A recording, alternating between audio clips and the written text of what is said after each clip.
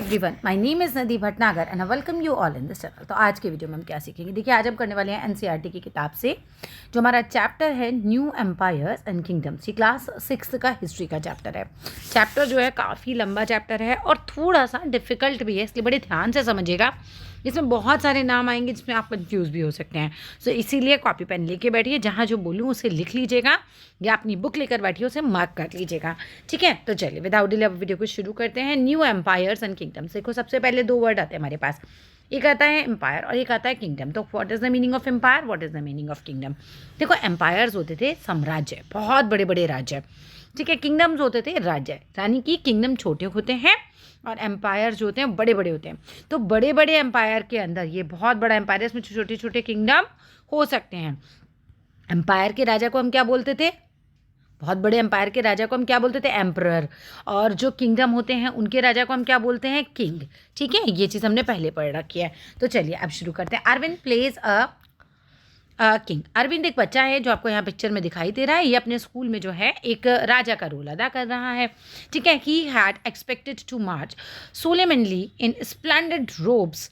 अब क्या कहा गया कि उसको ना क्या कहा गया है कि आप ना बहुत ही शानदार तरीके से, एक्चुअली इसको क्या किया गया है, ये एक्सपेक्ट कर रहा है, ही हैड एक्सपेक्टेड, उसने एक्सपेक्ट किया है कि भी राजा का रोल अदा करना है तो मुझे क्या करना है, मार्च करना है। जैसे राजा चलता है ना एकदम बहुत बढ़िया अकेले एकदम शानदार तरीके से, ऐसे इसको चलना है। और क्या करते हुए चलना है, टू ट्विल हिज मुस्टैचेस। अपनी जो मूछें है ना, राजा कैसे अपनी मूछ पे ताव देता है, ऐसे मूछ को घुमाता है ना गोल गोल करके कि मैं राजा हूँ, वैसे करके मुझे चलना है।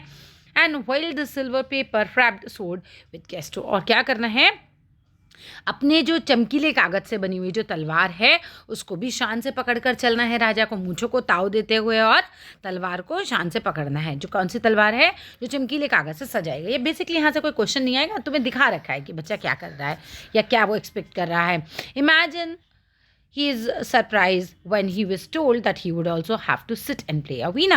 अब तुम इमेजिन करो कि इस बच्चे को कितना सरप्राइज हुआ होगा, ये कितना चौंका होगा जब इसको बताया गया कि अब राजा तो बन रहे हो, ये सब कर लेना, ठीक है, मुझों पे ताव भी दे देना, तलवार भी घुमा लेना, लेकिन आपको क्या करना पड़ेगा, आपको बैठ के वीणा भी बजानी पड़ेगी। वीणा इज़ लाइक सितार, वीणा ऐसा म्यूजिकल इंस्ट्रूमेंट्स होते हैं ना जैसे, वो भी बजाना पड़ेगा। एंड रिसाइट पोइट्री, और आपको क्या करना पड़ेगा भाई, आपको पोइट्री भी सुनानी पड़ेगी, वो भी रिसाइट करनी पड़ेगी। अ म्यूजिशियन किंग, बच्चा चौंक जाता है, कहते राजा और म्यूजिशियन, मतलब उसके हिसाब से राजा का क्या एक इमेज था कि राजा तलवार चलाता है, राजा युद्ध लड़ता है, बड़े शान से चलता है, लेकिन राजा म्यूजिशियन भी हो सकता है। हु वॉज दैट, मुझे कौन सा राजा बनाया जा रहा है भाई, वो कौन सा राजा है, ही वंडर्ड, वो जो लड़का है वो चौंक जाता है। तो अब आते हैं हम अपने इस चैप्टर पे। बेसिकली इस बच्चे को बनाया जा रहा था समुद्रगुप्त। समुद्रगुप्त वीणा भी बजाते थे और वो पोएट्री भी लिखते थे, तो इसीलिए इस बच्चे से ऐसा कराया जा रहा था। अब आते हैं हमारा पहला जो टॉपिक है, और बड़े ध्यान से समझना, मैं बार बार बोल रही हूँ, the chapter is little more difficult, तो ध्यान से समझिएगा। प्रशस्तीस, प्रशस्तीस क्या होता है basically, and what they tell us, और वो हमें क्या बताती हैं। प्रशस्तीस क्या होता था, जो राजा होते थे ना वो अपने टाइम में अपने बारे में अच्छी अच्छी बातें लिखवाया करते थे। ठीक है, अपनी प्रशंसा में, अपनी तारीफ में। और क्यों लिखवाते थे, जिससे कि उनके बच्चे या उनके बच्चों के बच्चे या आगे आने वाली पीढ़ियाँ, पूरा समाज ये जाने कि इन राजाओं ने कौन कौन से युद्ध जीते थे, ये कितने बहादुर थे। बेसिकली अगर आज आप अपने बारे में कहीं किताब में लिखवाओगे तो आगे की पीढ़ियाँ पढ़ेंगी ना आप कौन थे, आपके बारे में आप, तो राजा भी इस तरह की जो प्रशस्तियाँ हैं वो लिखवाया करते थे। तो Arvind was supposed to be acting as Samudragupta. तो अरविंद बच्चे को, जो बच्चा है ये ऊपर दिखाया है, इसको समुद्रगुप्त की एक्टिंग करनी थी। हु वॉज समुद्रगुप्त, पहला क्वेश्चन आता है यहाँ से। तो समुद्रगुप्त वॉज, यहाँ हमारे से मार्क करिए, Samudragupta was a famous ruler of a dynasty known as Guptas. तो समुद्रगुप्त जो था गुप्ता डायनेस्टी का फेमस रूलर था। क्वेश्चन लिख लिया आपने, अब पॉज कीजिए और अपनी कॉपी में क्वेश्चन लिखिए, हु वॉज समुद्रगुप्त, और ये आंसर लिख लीजिए यहाँ से यहाँ तक। ठीक है, हम जानते हैं about Samudragupta from a long inscription. अब हमें समुद्रगुप्त के बारे में कहाँ से पता चला भाई कि समुद्रगुप्त गुप्त वंश का राजा था। तो हमें इंस्क्रिप्शंस क्या होता है, जैसे बड़े बड़े पत्थर होते हैं ना, उस पर चोट मार मार के गोद गोद के कुछ लिखा जाता है इस तरह से। ठीक है, ये इंस्क्रिप्शंस कहलाती हैं, पत्थरों पे गुदाई करके कुछ लिखना। इंस्क्राइब्ड ऑन, कहाँ पर इंस्क्राइब हुई हैं ये, अशोकन पिलर पे एट इलाहाबाद। ठीक है, तो हमें समुद्रगुप्त के बारे में कहाँ से पता चला, ये एक और क्वेश्चन है। How do we know about Samudragupta? We know about Samudragupta from a long inscription inscribed on the Ashokan pillar at Allahabad. ठीक है, नेक्स्ट क्वेश्चन बन गया कि हम समुद्रगुप्त के बारे में कहाँ से जानते हैं। तो अशोक के जो पिलर्स हैं ना, जहाँ पर अशोकन पिलर्स हैं इलाहाबाद में, जहाँ पर उन्होंने इंस्क्रिप्शंस कराई थी, वहाँ समुद्रगुप्त के बारे में बहुत कुछ लिखा हुआ है, जिससे हमें उसके बारे में पता चला। अच्छा, it was compose as a kavya by Harishena. अब देखो, हरिशेन ने कंपोज किया था, मतलब लिखा किसने लिखवाया, वो क्या जो भी लाइनें वहाँ लिखी हैं किसने कंपोज की थी, किसने बनाई थी। तो it was compose bye a kavya bye as a काव्य, मतलब एक काव्यिकता के तौर पर, एक काव्य के तौर पर जो है वो हरिशेनी जी ने समुद्रगुप्त के बारे में लिखा था। Who was a poet and a minister eight the court of Samudragupta. Third question निकल कर आता है, बल्कि 4 क्वेश्चन निकल आएंगे इसमें से। थर्ड क्वेश्चन निकल आएगा कि हु कंपोज्ड, ठीक है, who compose the lines for Samudragupta, तो हरिशेन आ गया। ठीक है, कंपोज एज अ काव्य।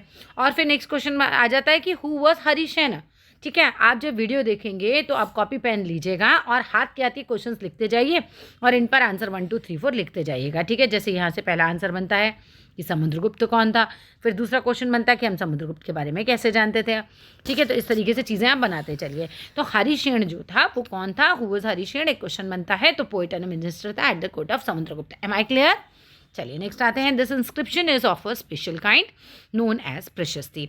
अब ये जो इंस्क्रिप्शन था ना, ये जो दीवार पे गुदा हुआ है, ये सारा कुछ एक कविता के तौर पर लिखा हुआ है, ये स्पेशल काइंड की प्रशस्ति है। प्रशस्ति मतलब तारीफ में लिखी हुई बातें हैं। ये किसकी तारीफ हो रही है, यहाँ पर समुद्रगुप्त की तारीफ हो रही है। कहाँ पर लिखी हुई है, अशोकन पिलर्स पे, जो कहाँ पर है, इलाहाबाद में है। किसने लिखी है, हरिशेन ने लिखी है। कौन था हरिशेन, पोएट था और मिनिस्टर था समुद्रगुप्त की कोर्ट में। तो समुद्रगुप्त ने अपने बारे में उससे कहकर लिखवाया होगा। क्लियर है यहाँ तक? चलो, प्रशस्ति का अब नेक्स्ट बात आ जाती है कि भाई what is the meaning of प्रशस्ति। ठीक है, नेक्स्ट क्वेश्चन आ जाता है, question number 5, what is the meaning of प्रशस्ति। सो प्रशस्ति का यहाँ से आप आंसर लिखेंगे। Prashasti is the Sanskrit word, meaning होता है इन प्रेज, यानी कि तारीफ में। While prashastis were composed for some of the rulers you read about in chapter 9। आपने देखो प्रशस्ति के बारे में तो चैप्टर 9 में भी पढ़ा ही होगा। रूलर्स की प्रशस्ति वो लोग लिखवाया करते थे। बेसिकली उनका मोटिव यही होता था कि आने वाली जो पीढ़ियाँ हैं वो हमें जाने, हमारे काम जाने। ठीक है, ऐसा चाहे किसने लिखवाई थी भाई, गौतमी पुत्र जो थे, गौतमी पुत्र श्री सातकर्णी। ठीक है, इनका नाम इस तरह से लिखना है हिंदी में, सातकर्णी। ठीक है, उन्होंने अभी अपने बारे में प्रशस्ति लिखवाई थी। They became far important from the time of Guptas, और ये गुप्ता के समय से बहुत ज़्यादा इंपॉर्टेंट हो गए थे। आई होप इतना यहाँ तक आपको समझ में आ गया कि ये अब बच्चा क्या बना था, समुद्रगुप्त बना था।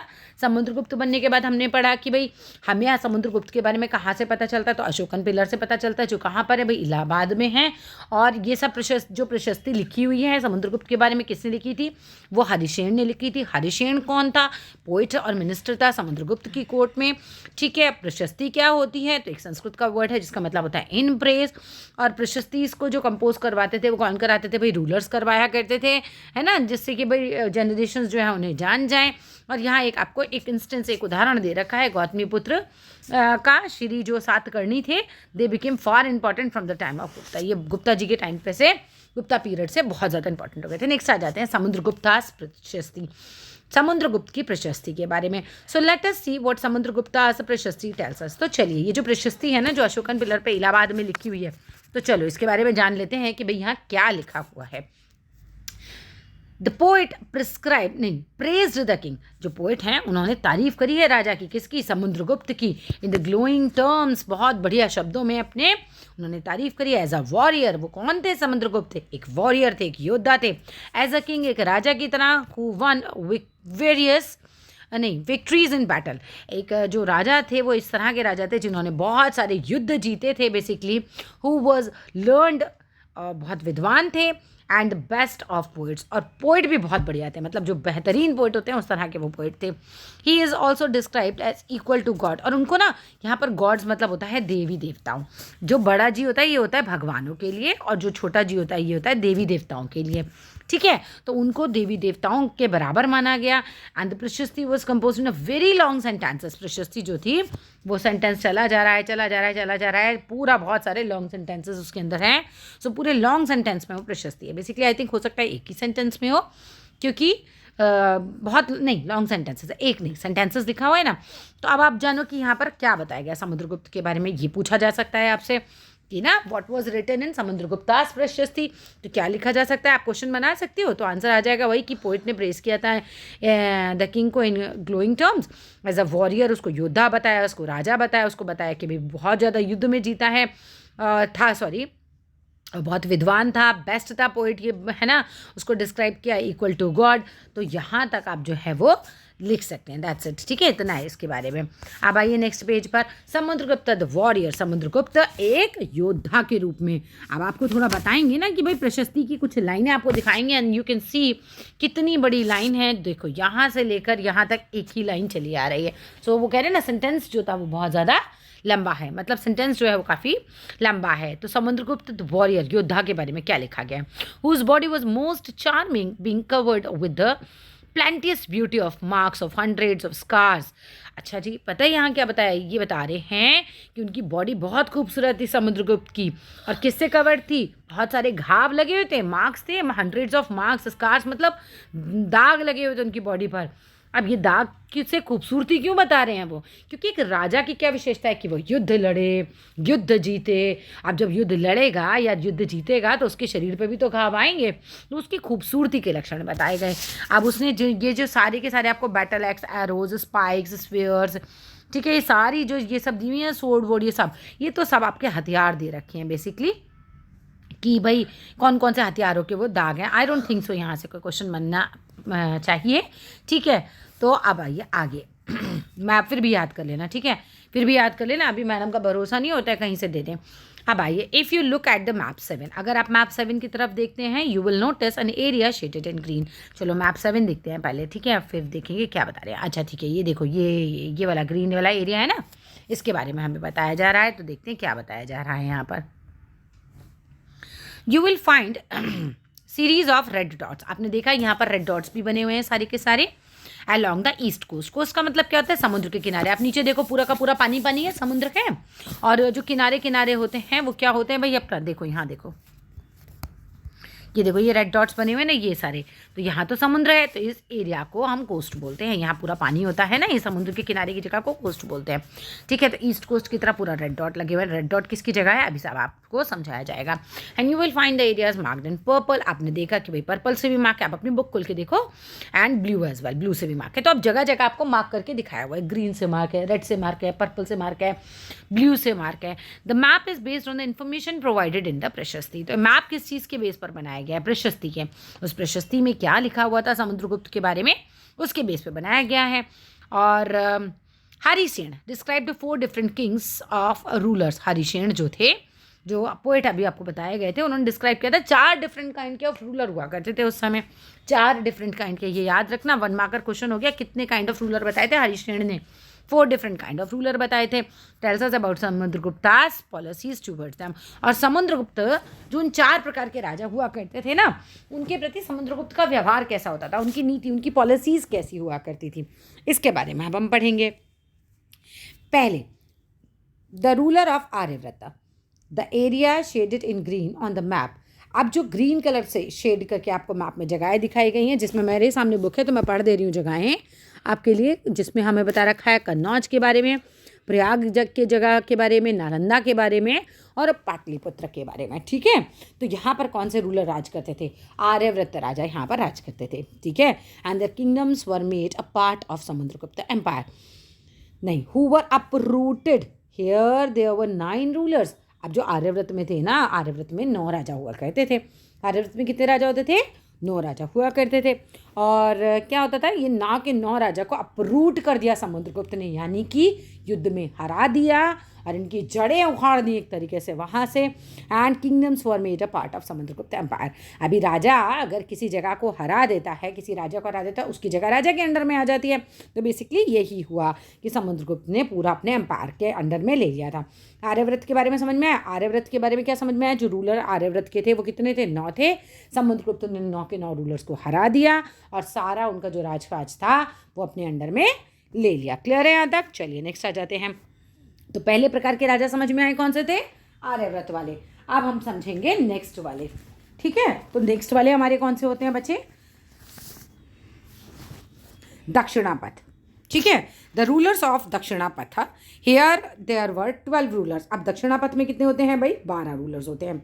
सम of whose capitals are marked with red dots on the map. अब मैप पे देखिए, आप देखेंगे बे ऑफ बंगाल की वाली साइड पे रेड कलर के डॉट्स बने हुए हैं। ये जगहें आपको दिखा रखी हैं यहाँ पे। This surrender to Samudragupta. इन्होंने क्या किया, जब ये हार गए ना, समुद्रगुप्त से जीत नहीं पाए, तो इन्होंने कहा कि भाई राजा जी, हम आपकी शरण में हैं, हम हार गए हैं। ठीक है, आफ्टर बीइंग डिफीटेड, हारने के बाद क्या किया उन्होंने? अपने आप को सरेंडर ही कर दिया। Then he allowed them to rule again.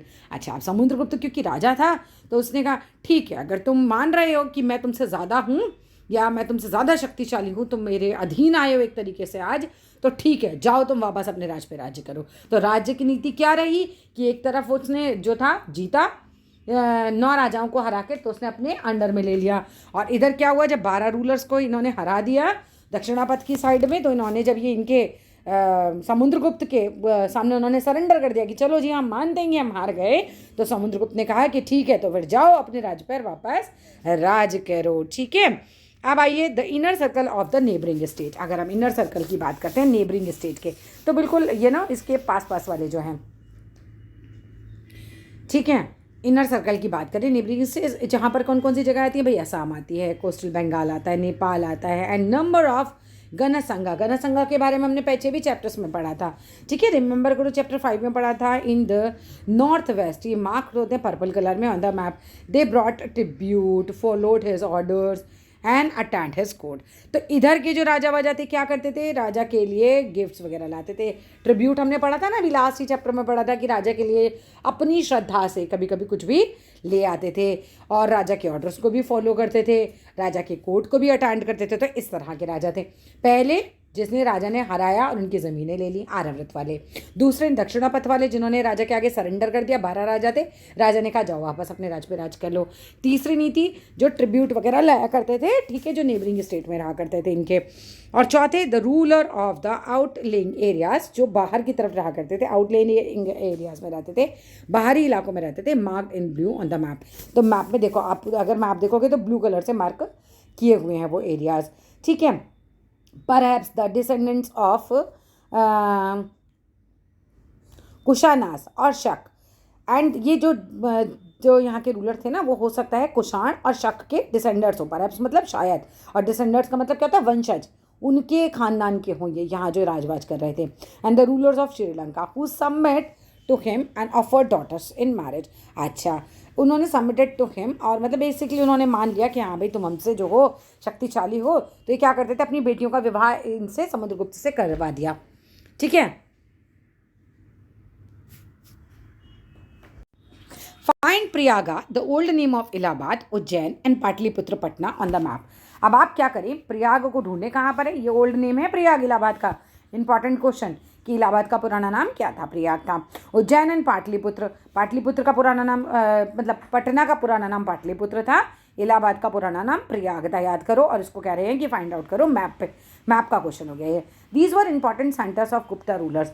अब यहाँ से क्वेश्चन ये भी कई क्वेश्चन बन सकते हैं यहाँ से। जैसे छोटा क्वेश्चन आ सकता है, इलाहाबाद का पुराना नाम क्या था? प्रयाग था। पटना का पुराना नाम पाटलिपुत्र था। और ऐसे पूछ सकते हैं कि भाई 2 सेंटर्स बताइए इंपॉर्टेंट गुप्ता रूलर्स के, तो आप बता सकते हैं भाई प्रयाग और पाटलिपुत्र, ब्रैकेट में जरूर दे देना कि इलाहाबाद और पटना। ठीक है, what was the difference between the way in which Samudragupta treated the rulers of Aryavarta and Dakshinapatha. अब ये देखो, ये पूछ रहे हैं कि क्या डिफरेंस था कि भाई जो समुद्रगुप्त था कैसे ट्रीट करता था आर्यव्रत के राजा को, उसने कैसे किया दक्षिणापंथ के। आर्यव्रत का तो क्या किया था, ज़मीन अपने नाम पे ही कर ली थी एक तरीके से, है ना, अपने कंट्रोल में ले ली थी। और दक्षिणापंथ में उन्होंने क्या किया था कि जब इन्होंने मान लिया था कि हम आपके अधीन हैं, सरेंडर कर दिया था, तो उन्होंने उनको क्या किया था कि कहा था कि आप जाइए अपने राज्य पर शासन कर लीजिए।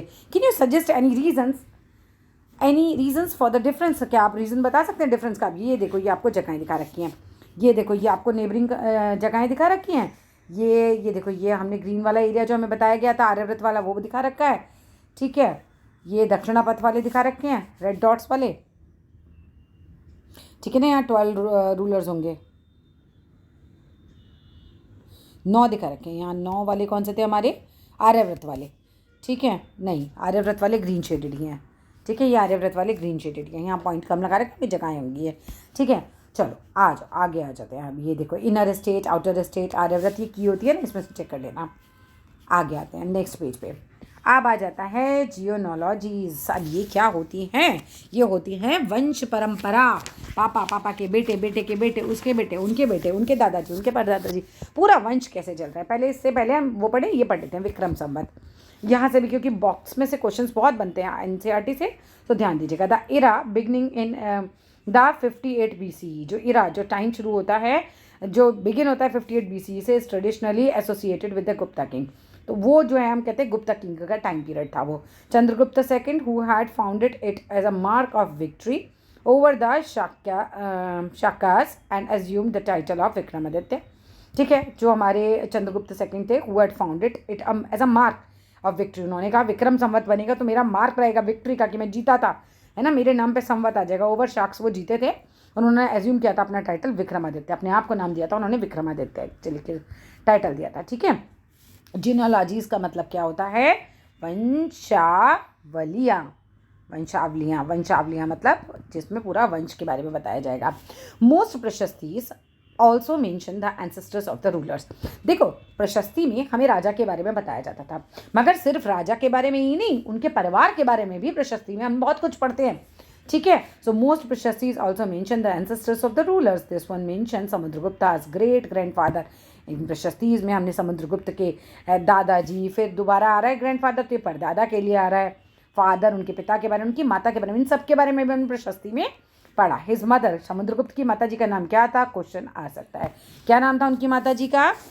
जल्दी से देखिए, लिच्छवी वंश की थी हैं, तो इनका नाम था कुमारा देवी। ये बिलोंग करती थी लिच्छवी गण को। तो यहाँ से एक लाइन का क्वेश्चन बन के आ सकता है कि write the name of Samudragupta's mother और from which gana she belong, तो she belong the Lichchhavi gana. While his father, जो चंद्रगुप्त थे, was the first ruler of the Gupta dynasty to adopt the grand title of महाराजाधिराजा।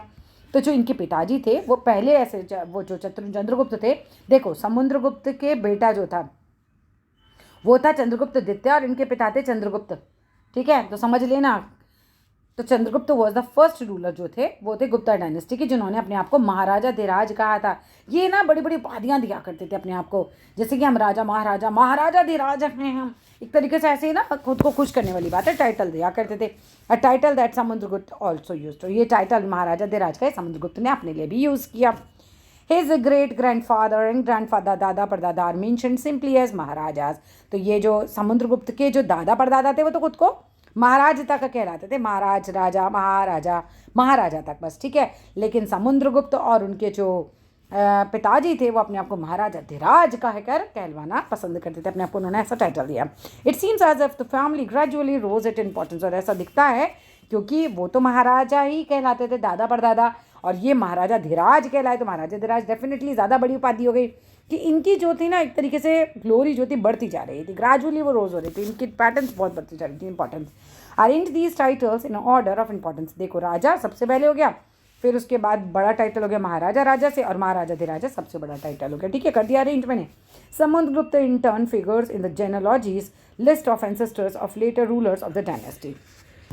Samudragupta के बारे में हमें उसके बाद के जो शासक थे ना, जो भी उसके बाद के जो रूलर्स आए वगैरह, जैसे उनके बेटे चंद्रगुप्त सेकंड की वंशावली से भी जानकारी मिलती है। ऐसा नहीं कि समुद्रगुप्त के टाइम में ही जो केवल प्रशस्ति लिखी है हमें उससे उसकी जानकारी मिलती है, लेकिन जो उसका बेटा आया था चंद्रगुप्त सेकंड, उसके टाइम पे भी जो इंस्क्रिप्शंस वगैरह लिखे गए, उसने भी अपने पिताजी वगैरह के बारे में लिखवाया होगा, उससे भी हमें उसकी जानकारी मिलती है। We know about him from inscriptions and coins. हमें उनके बारे में, समुद्रगुप्त के बारे में इंस्क्रिप्शन से पता चलता है, हमें कॉइन्स से पता चलता है। He led an expedition to west India.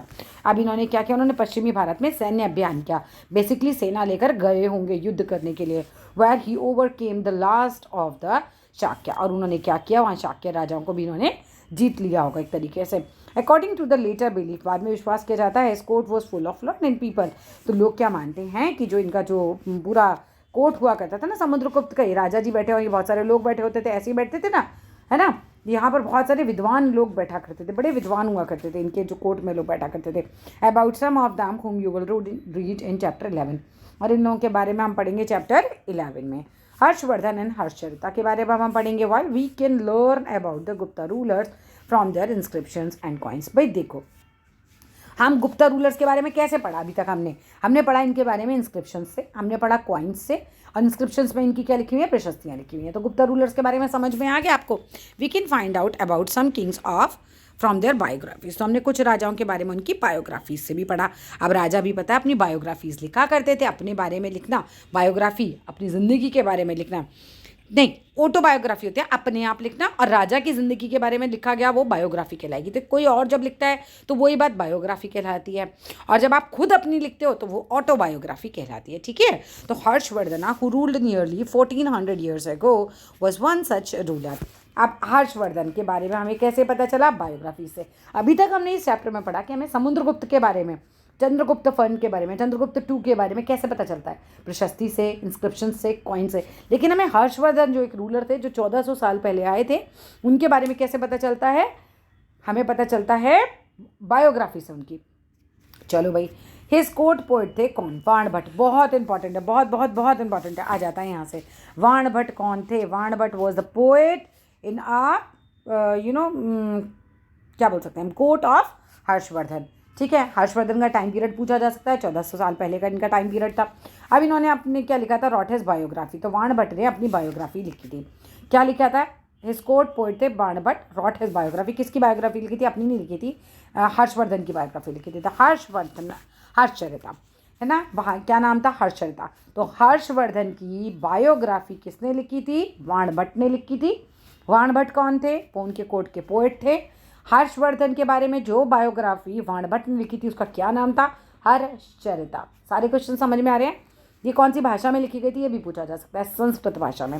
This gives us a genealogy of Harsha. इससे हमें हर्ष के पूरे खानदान के बारे में पता चलता है, उनकी वंशावली के बारे में पता चलता है। And ends with his becoming king. और पता चलता है कि भाई किस तरीके से जो है आगे के राजा कैसे बने, क्या एंड हुआ, सब इसके बारे में पता चलता है। अब यहाँ पर एक नाम आता है श्वेनसांग। ठीक है, इसे about whom you read in chapter 9। इसके बारे में हम जो पढ़ेंगे, श्वेनसांग के बारे में पढ़ेंगे हम, वो ये श पढ़ा जाता है। ठीक है, तो हिंदी एनसीईआरटी में से श्वेनसांग की लिखा हुआ है। About whom you will read it in chapter 9। Also spend a lot of time at Harsha court. तो ये भी पूछा जा सकता है कि श्वेनसांग जो था वो किसके कोर्ट में आया था? राइट, किसके कोर्ट में था? ये हर्षवर्धन के कोर्ट में था। And left a detailed account of what he said. अब आइए next. Harsh was not the eldest son of his father. अब देखो उसने क्या लिखा था, है ना, श्वेनसांग ने इसके बारे में लिखा था कि हर्ष जो थे was not the eldest son of his पिताजी। भैया पिताजी के सबसे बड़े बेटे नहीं थे। यूजुअली राजा कौन बनता बेटा? जो पापा का सबसे बड़ा बेटा होता है। लेकिन हर्ष अपने पापा के सबसे बड़े बेटे नहीं थे, but became a king of Thanesar. Harsha कहाँ के राजा बने थे? थानेसर के। ये याद कर लो, थानेसर। ठीक है, तो हर्ष थानेसर के राजा बने थे। After both his father's and Elder brother died. अभी कोई ऑप्शन नहीं बचा, पापा भी मर गए, बड़ा भाई भी मर गया, तो राजा किसे बना दिया गया? हर्ष को बना दिया गया। कहाँ का राजा बनाया गया था? वो थानेसर के राजा बने थे। हिज ब्रदर इन लॉ, जो उनके जीजा जी थे ना, बहन के जो पति थे, was the ruler of Kannauj. प्रश्न फिर से बन गया कि हर्ष के जो ब्रदर इन लॉ थे वो कहाँ के रूलर थे? तो कन्नौज के रूलर थे। ठीक है, and he was killed by the ruler of Bengal. और फिर उनको किसने मार दिया था? जीजा जी की हत्या किसने की थी? इनके बंगाल के रूलर ने की थी। तो Harsha took over the kingdom of Kannauj. तो हर्ष ने क्या किया? तुमने मेरे जीजा जी को मारा है, उन्होंने पूरा कन्नौज के किंगडम पे ही कब्जा कर लिया। And then led an army against the ruler of Bengal. और क्या किया? बंगाल के रूलर के खिलाफ जो है पूरा आर्मी लेकर पहुंच गए। ठीक है, although he was successful in the east. East की साइड तो वो सक्सेसफुल हो गए थे। अगर हम ऐसे देखें तो ईस्ट इस साइड आता है ना, तो इस साइड तो वो सक्सेसफुल हो गए थे। And conquest Magadha and probably Bengal also. तो उन्होंने मगध को भी जीत लिया था और बहुत संभव है कि उन्होंने बंगाल को भी जीत लिया था। He was not as successful and else anywhere. हम ये कह सकते हैं कि जो हर्ष थे वो बंगाल को जीत गए थे, मगध को जीत गए थे, लेकिन बहुत ज़्यादा इधर उधर सफल नहीं हुए थे।